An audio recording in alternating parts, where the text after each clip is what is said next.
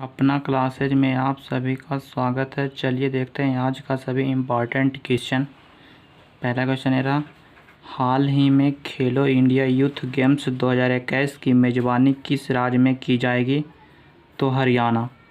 हरियाणा में 2021 में खेलो India youth games का आयोजन किया जाएगा, ये बताए हैं हमारे केंद्रीय खेल मंत्री किरण रिजिजू ने इसके घोषणा की हैं।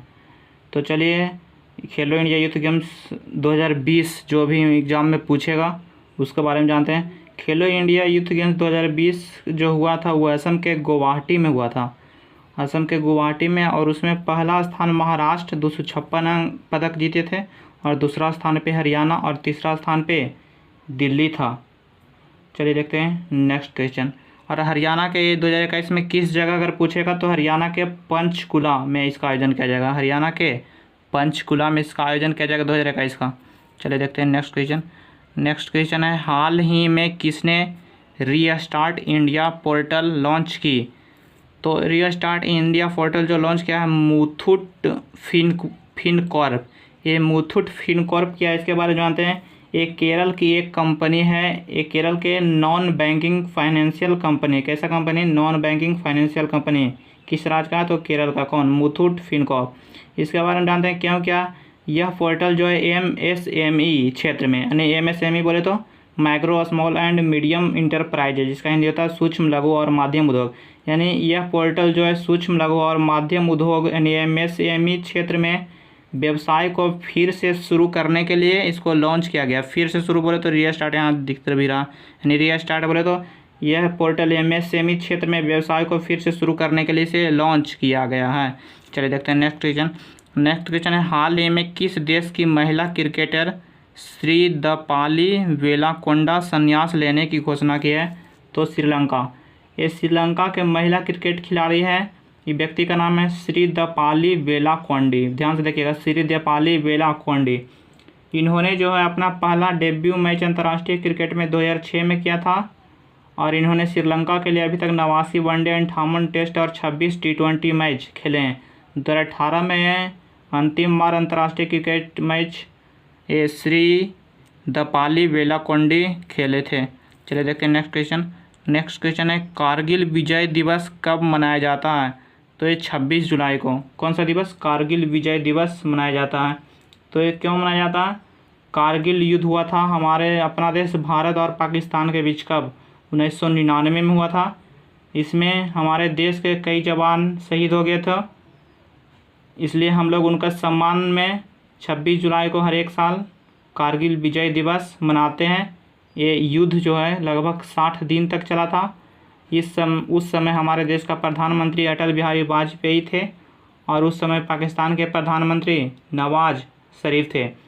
इस युद्ध के दौरान बताया जाता है कि हमारे देश के लगभग 550 सैनिक ने अपना जीवन का बलिदान दिया था, और लगभग 1400 लोग घायल हुए थे। चलिए देखते हैं नेक्स्ट क्वेश्चन। नेक्स्ट क्वेश्चन है, बैरी जर्मन जिनका हाल ही में निधन हो गया वे किस देश के व्यक्ति थे? तो बैरी जर्मन जिनका निधन हाल ही में हुआ ये ऑस्ट्रेलिया के थे, और कौन सा खेल खेलते थे? तो क्रिकेट, यानी पूर्व ऑस्ट्रेलिया टेस्ट ये विकेट कीपर थे। कौन? बैरी जर्मन, जिनका निधन 84 वर्ष की आयु में हो गया। चलिए देखते हैं नेक्स्ट क्वेश्चन। नेक्स्ट क्वेश्चन है, हाल ही में भारतीय मूल के किस नर्स को कोविड-19 सेवाओं के लिए सिंगापुर के राष्ट्रपति पुरस्कार से सम्मानित किया गया? तो ये व्यक्ति हैं कला नारायण स्वामी। इनको क्यों दिया गया जानते हैं? कोविड-19 में एक योद्धा के रूप में काम करने के लिए इनको सम्मानित किया गया, और इनके साथ कुल 5 नर्सों को सम्मानित किया गया था। 5 में व्यक्तियों में एक व्यक्ति एक कला नारायण स्वामी थे।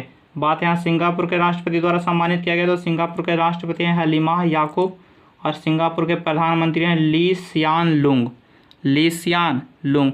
चलिए देखते हैं नेक्स्ट क्वेश्चन। नेक्स्ट क्वेश्चन है, हाल ही में द पैंडेमिक सेंचुरी पुस्तक किसने लिखी? तो मार्क हेनिग्सबॉम। द पैंडेमिक सेंचुरी पुस्तक जो लिखी है मार्क हेनिग्सबॉम। ये क्यों लिखी है इसके बारे में जानते हैं। इस पुस्तक में जो है वर्ष 1918 से लेकर अब तक सभी बीमारी जो हुआ उसके बारे में बताया गया है। जैसे हो गया न्यूमिक प्लेग, तोता बुखार महामारी, SARS, Ebola, Zika virus, pneumonic plague, ये सब महामारी के बारे में इसमें बताया गया है। चलिए देखते हैं नेक्स्ट क्वेश्चन। नेक्स्ट क्वेश्चन है, किस केंद्र शासित प्रदेश ने कोविड-19 से मरने वाले व्यक्तियों के परिजनों को 1 लाख रुपये की वित्तीय राशि देने की घोषणा की है? तो पुदुचेरी सरकार, केंद्र शासित प्रदेश द्वारा बताया जाता है कि अगर किसी व्यक्ति को कोविड-19 से मृत्यु होता है तो उनको 1 लाख रुपये की वित्तीय राशि दी जाएगी। बात यहाँ पुदुचेरी का, तो पुदुचेरी की कैपिटल पांडिचेरी और पुदुचेरी के सीएम यानी मुख्यमंत्री हैं नारायण स्वामी और पुदुचेरी के उपराज्यपाल है किरण बेदी। चलिए देखते हैं नेक्स्ट क्वेश्चन। नेक्स्ट क्वेश्चन है, प्रधानमंत्री आवास योजना के तहत कितने दिनों में घरों को पूरा करने का औसत समय दिया गया है? इसमें शुरुआत में दिया गया था 314 दिन, कितना 314 दिन, लेकिन अब इसे घटाकर कर दिया है 114 दिन। इसकी शुरुआत जो हुआ था 2016 में किया गया था। इस योजना का उद्देश्य था मार्च 2022 तक देश भर में 20 मिलियन घरों का निर्माण करके सबके लिए घर के अपने उद्देश्य को प्राप्त करना था। चलिए देखते हैं नेक्स्ट क्वेश्चन। नेक्स्ट क्वेश्चन है, किसे इंडियन ओवरसीज बैंक का नया प्रबंध निदेशक और मुख्य कार्यकारी अधिकारी नियुक्त किया गया?